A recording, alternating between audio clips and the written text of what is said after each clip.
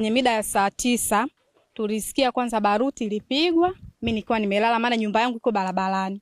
Nikastuka, nikatoka. Baada ya kutoka tukakutana na wababa wawili na makundi ya watu wanashuka na mama ni mnene hivi. Kufika pale anatuuliza, tunauliza kuna usalama? Wakatujibu usalama upo.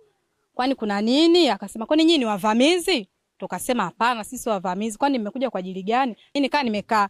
Lakini hapa ninapokaa upande wa huku ni jirani yangu. Nikasikia nyumba ya kwanza imedondoka, ya pili namsikia mwanamke mwenzangu akiwa analalamika. Wanasema wamepewa stop order kutoka mahakamani ili waje kubomoa. Tunachoshangaa, serikali kama ni stop order ilibidi waje kutoa stop order hapa. Alafu wakishaondoka waseme kama ni miezi mingapi ili raia wapate kujipanga kutoa nini vitu vyao. Kwa ajili gani kama wao ni serikali walikuja usiku?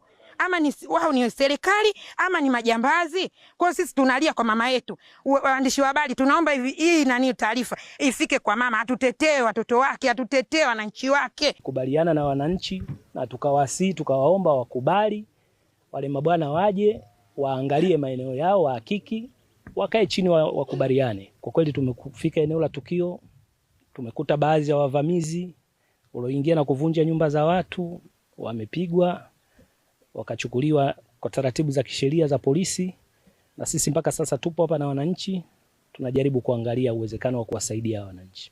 Ili janga sisi umetukuta mimi na mwenzangu tupo kama watatu hivi. Tuko barabarani kwa tunaelekea ubao, tumeshafika mpaka ubaoni. Naona tumeshafika mpaka ubaoni, basi tukaona vijana kama wamekuja na pikipiki kama 3. Wakashuka chini. Ndo hawa. Lasta vipi? Mpaka ni vipi? Nyinyi ndio mlikuwa kumwambia hamna, sisi hatukuepo katika vurumai. Hatukuepo kabisa. Madhara yaliyotokea, watu 2 walifariki katika eneo hilo na 14 wamepata majeraha, ni majeruhi, na hivi tunavyoongea wanaendelea kupata huduma kwenye hospitali yetu ya Tumbi. Jeshi la polisi linaendelea kufanya uchunguzi juu ya tukio hili, ilikuwa ni pamoja na kubaini miliki wa eneo hilo pamoja na nani aliwatuma watu hao na nani alifanya